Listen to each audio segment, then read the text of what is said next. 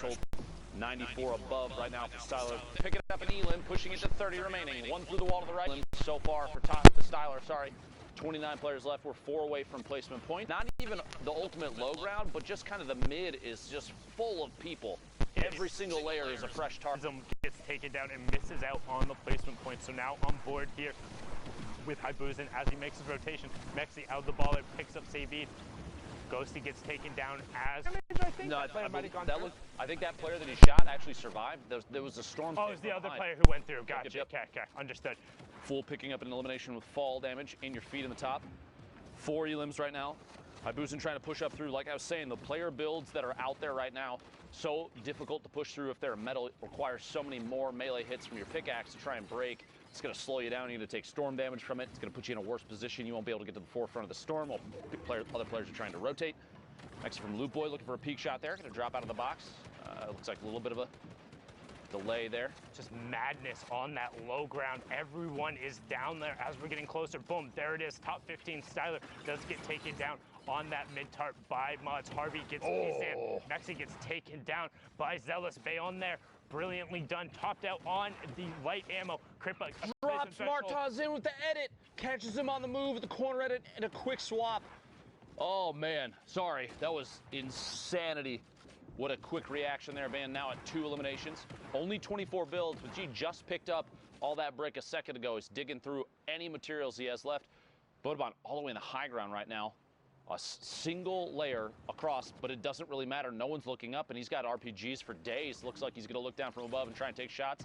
Good pickup some Kripa on this mid-tarp right now as Bothobon is going to work down. Bayon on the mid-tarp. Top 5 just happened as Haibuzin gets ticked over. Shadow, will he be able to pick it up? Bayon gets Shadow though on the turn. Can Bayon catch back up to the zone? And ramp. Kripa gets caught by Bothobon on the high ground. The single tarp strategy on the high ground. The one rocket he fires down for an Elim and the victory out. He says you can take that out. 11 points coming out from Bothobon. Well played there. Even just the single layer of brick, because there were so many layers of material below, that's actually really, really good thinking on his part as he's moving forward. He looks down and says, no one's going to challenge me. There's so much mass in the way that no one's looking up. I just need to keep this, I got to find a spot to connect it. And he dropped down and did that, that's a super common strategy, especially in duos. Typically you have players that are one's applying pressure, taking shots at people, while the other drops down and reconnects the builds, and they swap roles back and forth. I think we see Tfue and Cloaksy do that all the time. If you watch the stream, it's super, super common. Zay and Saf, another duo 100%. that kind of I don't want to say like made that more prolific, but like watching their VODs and so watching them do it was kind of like, oh, here's the blueprint for how you go about doing this exactly. correctly. You're connecting the canopy of your build to structure that's already established underneath, because then if somebody shoots out what's way back in the storm, you're not going to run back and replace it. But now it doesn't matter because you have another branch connecting underneath. Yeah, and then you're very, all very good. Well done from them there as we're on board here with Solari Airwalks. 49 players left, so just a tick under half of the lobby. Storm Circle 5 is closing, and we're also going to be rotating through pressure plant. So lots of geysers, lots of innate natural mobility, and a decent amount of mats and metal that can be reused. So it should be interesting to see what ends up happening here as we hop on board here with Train H's Alpha. Train H being the team Train Hard, hits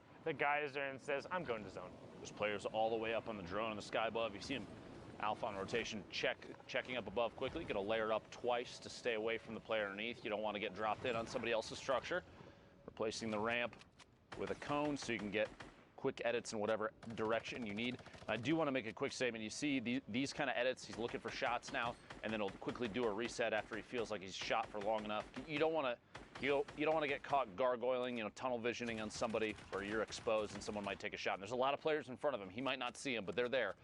But what I was going to say is oftentimes we see players do like the window edit and then instantly reset so that they can get transparency through the metal or the brick.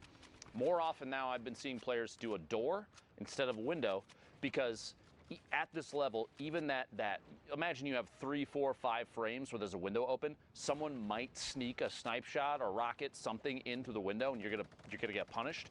Door doesn't do that. So close the door. Well, yeah, you put the door in and it's still just a solid surface. So you prevent any opportunity for somebody to sneak a shot in. Yampi there, I was going to say, you might want to reset that window, speaking of. Mongrel in the lobby, Crew in the lobby as well. You can see Mongrel currently sitting on 55 points. Last time we saw him, he was at that 50 mark, so down to it. You can also see Storm Surge, he's 98 damage above it. Again, that will get turned off at 30 players, so expect aggression to come out. Second Shadow Bomb being popped and just trying to get to the far side of the zone, get away from people, box up and be safe. Mongrel wants to play patiently, wants to not be eliminated early. Generally, you're used to seeing him play much more aggressive, but with everything on the line, with the queues being closed, with the last opportunity to book a seat in New York City, he knows he can't mess up. He has to get points here if he wants to be going.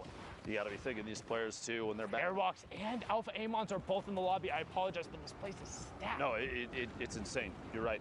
I was going to say, players typically too at this level that are watching the queue and watching the leaderboard, they're going to ready up and then they're going to immediately go look to see where they are on the board as they go into the next game. Even sometimes they have a chance during their, like when they're boxed up in here, they'll pull up the leaderboard if they can on the website, something like that, and see if they can find out just how many points they need to make in order to place. Does not surprise me that Mongrel's trying to play a little safer, pushing over the top of this campfire player underneath. Another one boxing up into the next circle.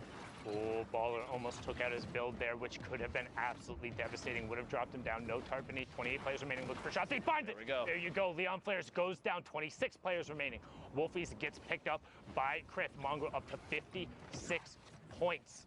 Looking for it, and as well was in the top 25, but that was the player who was in the second place last time we saw. You have Windstrike Mayhem, who was within distance. Now you have Airwalks, the Solari player, at 53 points, trying to drop him down. RPG up on the high ground. He follows it right away. Swat gets swatted out of the sky, but Astro SMZ is also making his push for the top as he's picked up his third Elam since we've been watching. Mongrel gets another one, picking up Romu as we get closer to the top 15. Airwalks get as we push down to the final fight. Airwalks up on the ultimate high ground. ETQ rounding around the storm. Mongrel going to challenge on the mid-tarp, and he gets Carrera, and he also gets into the top 15 as we slide on board with Train H's Alpha, puts the trap down, and he gets Astro. Astro knocked out. Could be his World Cup run over there.